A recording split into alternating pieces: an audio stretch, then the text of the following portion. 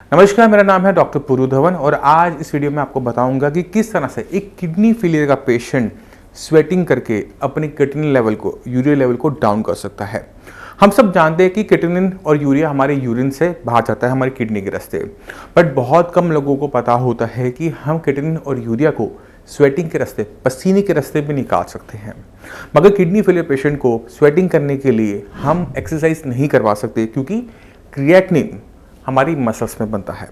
अगर हम किसी पेशेंट को बोलते हैं कि आपने रनिंग करनी है, साइकिलिंग करनी है जिससे आपका पसीना निकले, तो क्या होगा, उसकी बॉडी में क्रिएटिनिन कम नहीं होगा, बढ़ जाएगा। क्यों?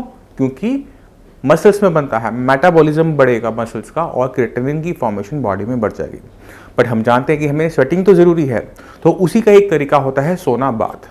सोना बाथ यानी भाप में अपनी पूरी बॉडी को रखना। जब हम सोना बाथ लेते हैं तो क्या होता है कि टेम्परेचर होता है और मॉइस्चर होता है।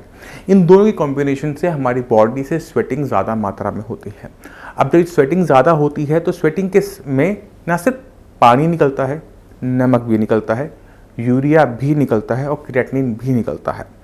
आपको नहीं पता होगा कि अगर हम टेस्ट करते हैं अपने पसीने को और अपने यूरिन को, तो हमारे यूरिन कंपैरेटिव में हमारे पसीने में यूरिया ज़्यादा निकलता है, और वो भी 50 टाइम्स ज़्यादा।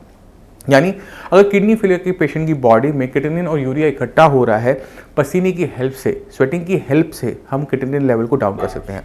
अब इसके फ़ायदे क्या होंगे उसको भी हम जान लेते हैं। जब हम स्वेटिंग से पसीने निकाल रहे हैं, क्रिएटिनिन निकाल रहे हैं, यूरिया निकाल रहे हैं, तो ऑब्वियस है वो हमारे ब्लड के लेवल में कम हो रहा है। अब जब आपकी बॉडी में कम वेस्ट मटेरियल होगा तो उतनी कम कॉम्प्लिकेशन आपको झेलनी पड़ेगी।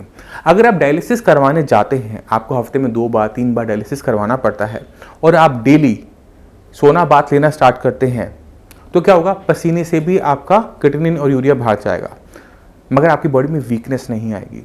क्योंकि अब आपका ब्लड गंदा कम हो रहा है तो नंबर ऑफ डायलिसिस भी आपके कम हो जाएंगे, क्योंकि आपका ब्लड गंदा ही नहीं हो पाता, क्योंकि आप डेली बेसिस पे सोना की हेल्प से क्रिएटिनिन और यूरिया को निकाल देते हो। जिन पेशेंट के क्रिएटिनिन लेवल, यूरिया लेवल कम है, वो भी इसका यूज़ कर सकते हैं, क्योंकि इसको करने का कोई हार्म तो है नहीं, आपकी बॉडी को नुकसान तो होगा नहीं, मगर आपकी बॉडी में जो सॉल्ट बाहर जाएगा पसीने के रास्ते, वो आपकी बीपी को कंट्रोल करने में हेल्प करेगा। यानी बीपी की कंट्रोल होने से किडनी को होने वाले नुकसान को हमें आराम मिल जाएगा, कम नुकसान होगा। अब दूसरा फायदा क्या होगा, जब हमारी बॉडी को हीट लगती है ना, हमारी सारी मसल रिलैक्स कर जाती है। इन मसल को रिलैक्स करने से हमें फ़ायदा क्या होता है कि इनकी बीच में जो हमारी वेसल्स होती हैं, आर्टरीज होती हैं, वेन्स होती हैं, वो भी रिलैक्स होकर उनकी बीच में जो पेरिफेरल रेजिस्टेंस होता है, अब इसे समझना थोड़ा सा मुश्किल है, बट आप इसको पेरिफेरल रेजिस्टेंस की तरह समझो कि उसके कम होने से हमारा बीपी मच बेटर मैनेज होना स्टार्ट हो जाता है। तो यानी हमारी किडनी के लिए बेटर ब्लड सप्लाई, यानी किडनी के लिए बेटर ऑक्सीजन, यानी किडनी के लिए बेटर खाना। रिजल्ट क्या होगा कि किडनी कम खराब होना शुरू हो जाएगी या फिर खराब होना बंद हो जाएगी। तो अब जितने भी किडनी फेलियर के पेशेंट हैं वो इस सोना का हेल्प ले सकते हैं, क्योंकि हर किसी के घर में ज़रूरी नहीं है कि सोना वाला रूम बना हो जहाँ पे वो भाप ले सके बॉडी को। तो ऐसे जो इक्विपमेंट्स है ये मार्केट में ईजिली अवेलेबल है। आप अमेजोन पे जाइए और सोना बाथ सर्च करेंगे तो आपको बहुत सारी लिस्टिंग्स मिल जाएंगी। आप उसमें ये प्राइस रेंज 4000 से लेकर 6000 तक के आते हैं। तो आपको जो पसंद आता है, जो आपके पॉकेट में लगता है, आप उसका यूज़ कर सकते हैं। ये बहुत सिंपल सा सेटअप होता है। एक कुकर होता है जिसमें हम पानी डालते हैं, जब हम इसका ऑन करेंगे तो ये भाप बनाएगा।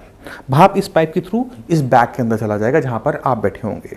अभी देखने में लग रहा है कि इसके अंदर हम जाएंगे कैसे, बैठेंगे कैसे, है ना। इसके अंदर एक छोटी सी चेयर रखनी है आपने, आप प्लास्टिक की रखिए, वुड की रखिए, बट आप एक छोटी सी चेयर पर रखकर आप इस पर आराम से बैठेंगे।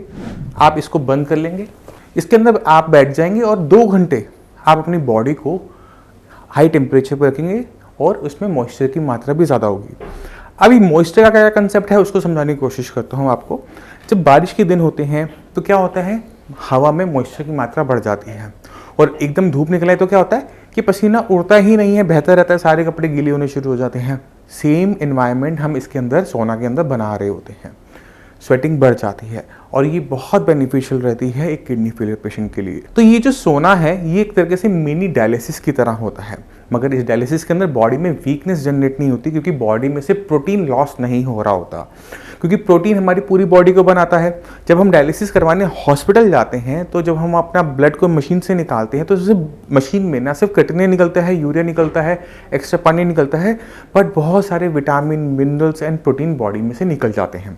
इसी वजह से डायलिसिस में पेशेंट बहुत लंबा टाइम सर्वाइव नहीं कर पाता, क्योंकि बॉडी में वीकनेस जनरेट होनी शुरू हो जाती है, बॉडी वीक होनी शुरू हो जाती है, मसल मास कम होना शुरू हो जाता है और धीरे धीरे पेशेंट की कंडीशन इतनी ख़राब हो जाती है कि पेशेंट का चलना, उठना, बैठना नहीं हो पाता।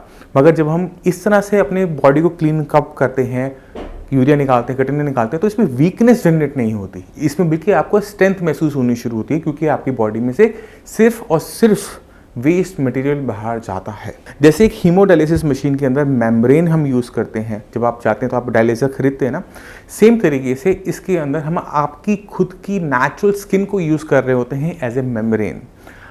जो हमारे स्वेट पोर्स हैं वो ओपन हो जाते हैं, और स्वेट पोर्स ओपन होने के बाद उसमें जो एक्स्ट्रा बॉडी में जो एक्स्ट्रा सॉल्ट है, वाटर है, वो निकालना शुरू करते हैं। तो अगर आप स्टीम लेते हैं तो आपकी बॉडी में जो एक्स्ट्रा पानी है वो भी निकलता है, एक्स्ट्रा सॉल्ट है वो भी निकलता है, जो कि बहुत बेनिफिशियल रहता है, क्योंकि किडनी फेलियर पेशेंट की बॉडी में स्वेलिंग, पानी का इकट्ठा होना एक कॉमन दिक्कत होती है। तो अगर आपको स्वेलिंग है तो भी आपके लिए बेनिफिशियल रहता है।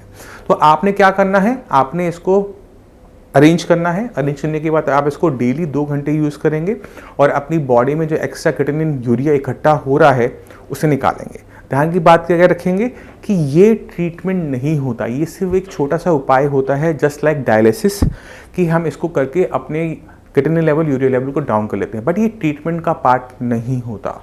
ट्रीटमेंट का पार्ट वही होगा जब हम किडनी से अपनी फंक्शनिंग को बढ़ाएंगे, क्योंकि किडनी की फंक्शनिंग अगर डाउन होती रहती है तो भी इसको करने के बाद भी क्रिएटिनिन लेवल, यूरिया लेवल बढ़ता चला जाता है, क्योंकि हमारा मैक्सिमम क्रिएटिनिन और यूरिया यूरिन के रास्ते ही बाहर जा सकता है, पसीने के रास्ते नहीं जा सकता, मगर ये हेल्पफुल ज़रूर है। तो आप ऐसे यूज़ कर सकते हैं। तो मैं उम्मीद करता हूँ इस वीडियो से आप समझ गए होंगे कि किस तरह से हम अपनी बॉडी में से एक्स्ट्रा क्रिएटिनिन और यूरिया को स्वेटिंग के रास्ते बाहर निकाल सकते हैं। फिर भी आपके माइंड में कोई भी डाउट हो, कुछ भी पूछना चाहते हो, हमारे डॉक्टर्स अवेलेबल हैं, आप क्लिनिक पे आकर मुझसे भी मिल सकते हैं। अब इसी के साथ आप सभी से मैं चलने की आज्ञा चाहूँगा। मिलते हैं अगली वीडियो में, तब तक के लिए नमस्कार।